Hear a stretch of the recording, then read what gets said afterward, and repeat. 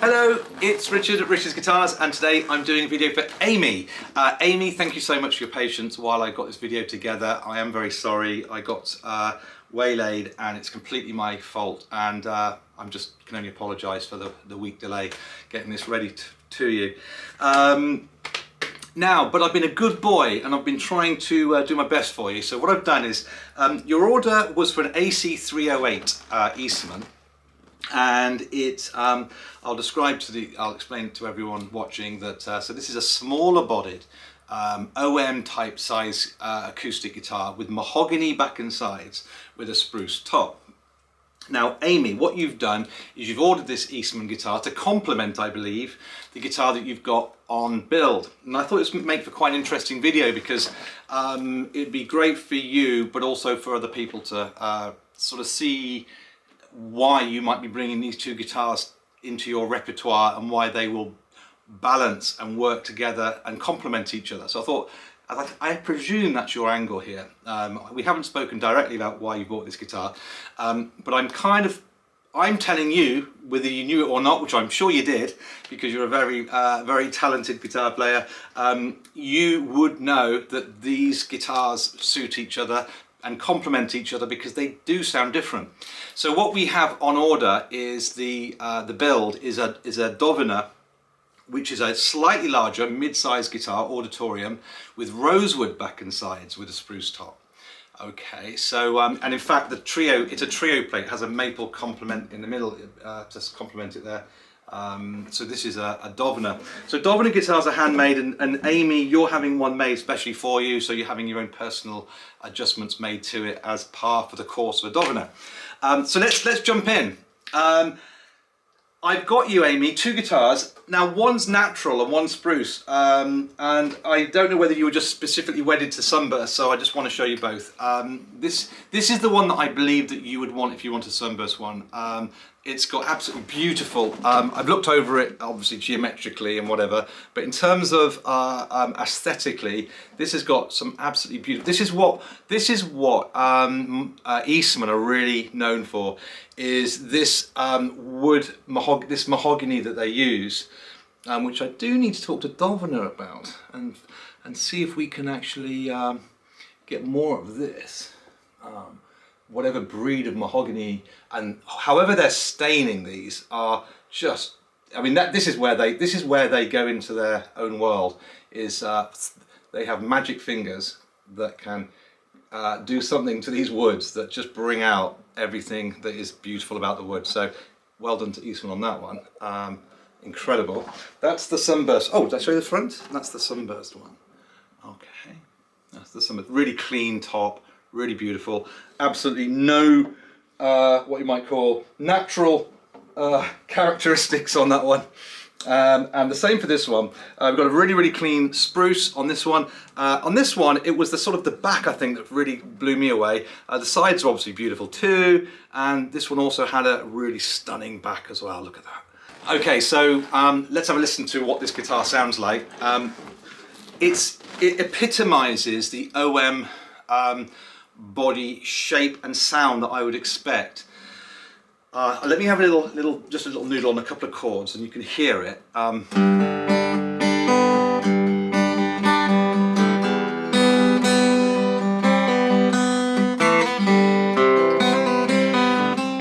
don't know what I'm doing. What should I do? It was something I was noodling with earlier and I've ended up doing it in the video, so let me start again.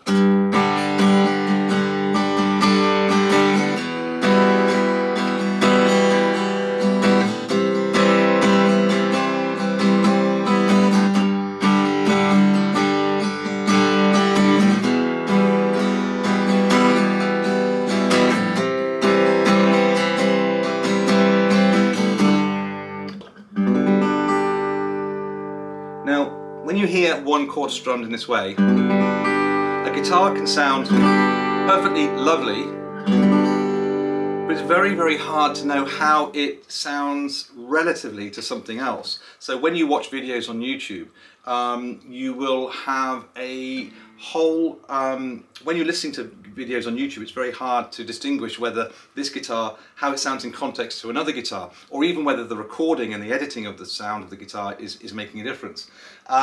So it is very tricky. But if we listen to this first chord,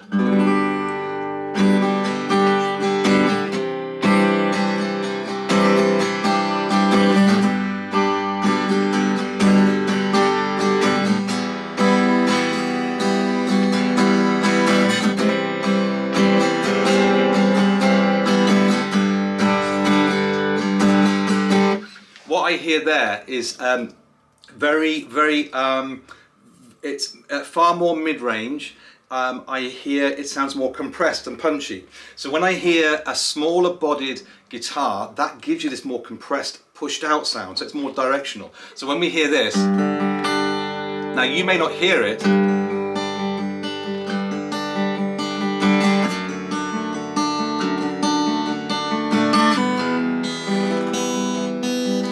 but I'm hearing a smoother, more focused, more mid-range tone. Now the only way you can really hear how that is sounding is if I now compare it to this one of Amy's that she's got on build. So what we're going to hear now is a far more effervescent, more open, more detailed sound. So I'm going to try and play it in exactly the same way and see how it sounds. Because it's rosewood. Rosewood gives you more detail.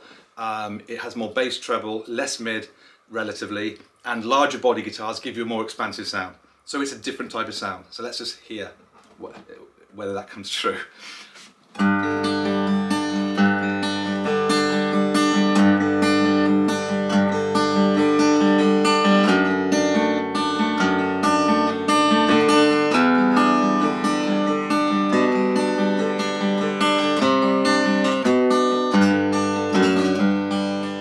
So, obviously played badly as always, but you get the idea. So if we listen to this one again.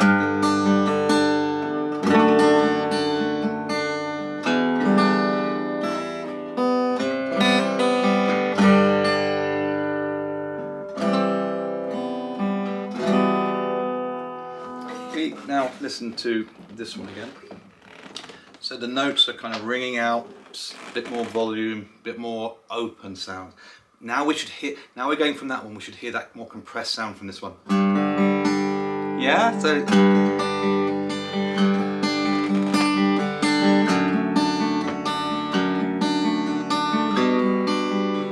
But what, it just sounds really beautiful though. It's got it's more restrained and it's kind of sweeter, isn't it? It's a sweeter, a warmer tone. Even though it's a spruce top, that smaller body, mahogany.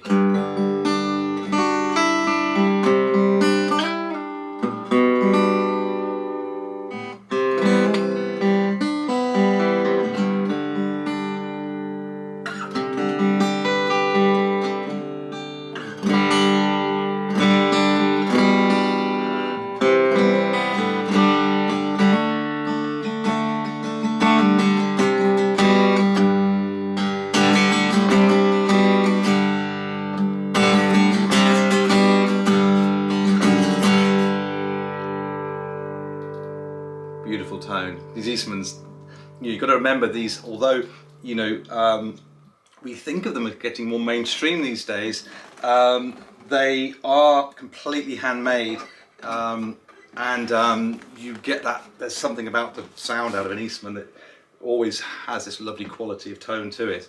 So let's go back to this one. You know, as soon as I start strumming this one,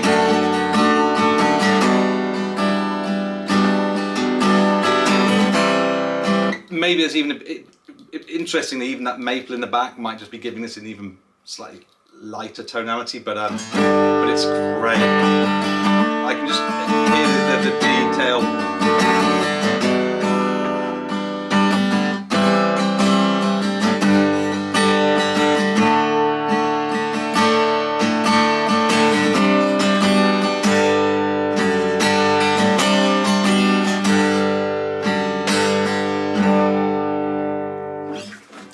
going back to our Eastman then. So we know that we get this beautiful kind of woody mid-range texture. What it reminds me of is the early Martins. This is an early Martin sound. In fact, that's a very interesting point, because people used to say to me about my thoughts with Martin guitars, and the problem was with Martin guitars, and this isn't to throw dirt and people accuse me of just being bitchy for the sake of it. Well, you know, there's good reasons why I don't sell certain brands of guitars, and I talk about it quite openly and express it very openly. Ultimately, you know, these days Martin guitars are mass-produced guitars. They're made in high volume, available in every single shop in the Western Hemisphere these days, really. So we have to sort of think back to, okay, but what is the Martin sound? When I was a Martin dealer, although the guitars were wildly variable, and this is where I get getting told off because I'm being honest and open, any Martin player will tell you they can go into a shop. The key to buying a Martin, this is a separate subject, but the key to buying a great Martin is go through 6 or 7 shops, find the best one, buy it, and I'm sure it'll be absolutely fantastic. But in my experience, they were variable, and that was my difficulty from a retail perspective of giving a consistent recommendation. I couldn't. But the sound that I always distinguish as being the Martin sound was this boxier, wooden tonality. And it was because I suppose I was playing a lot of OM mahogany body guitars. Different guitars make you want to play in different ways, and that's the beauty of having a different style of instrument, a different type of guitar. With regard to the background behind this is a limited edition. The AC308 is a limited edition. They made them in a small number, and because they were designed so long ago, the cost of living business that was going on right now has occurred since this guitar was priced up. So the price of this guitar is a lot less than what it should actually be. It should be more like £1,300 these days with the way everything's gone up. But we're still being able to sell these for just under £1,000. Because actually this was priced up 2 years ago. But it took them so long to get the guitar made. But that shows you how, you know, cost of living is, or the cost of production and raw materials is having an impact on the world. Because this is still a crazy affordable guitar. It's got an LR Baggs, I believe it's an LR Baggs pickup in here, the volume and tone. And that's something else really important to mention there. I'm just going to turn the volume up because I've got this one plugged in. Because Amy, if you were wanting, as you probably already know this anyway, but if you want to complement your acoustic sound, and if you want to give your guitar a slightly more expansive sound, the quick and easy way is just plug it in. Because once you plug it into an amplifier, then you've got the voice of the amp kind of kicking in with you. And this is why it's really important not to think of the voice of your guitar when it's plugged in, because it completely an amplifier can transform the sound. So all of a sudden now it sounds like a crisp, potentially a rosewood.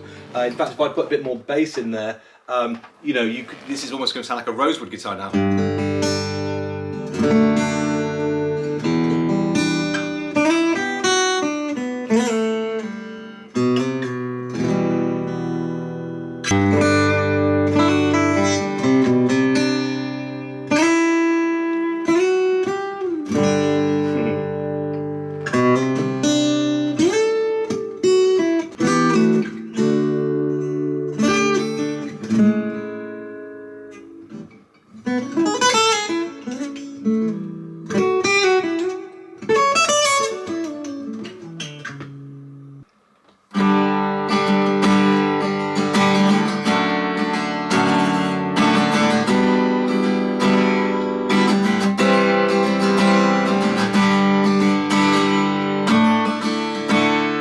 You can hear it, can't you? So I hope that helps. Beautiful small body guitar, great for fingerstyle, and obviously if you plug into an amplifier you get as big a sound as you need as and when. Smaller body guitars also great for reducing feedback, so if you're in a stage environment, smaller body guitars really do help too. Another big reason for going smaller body.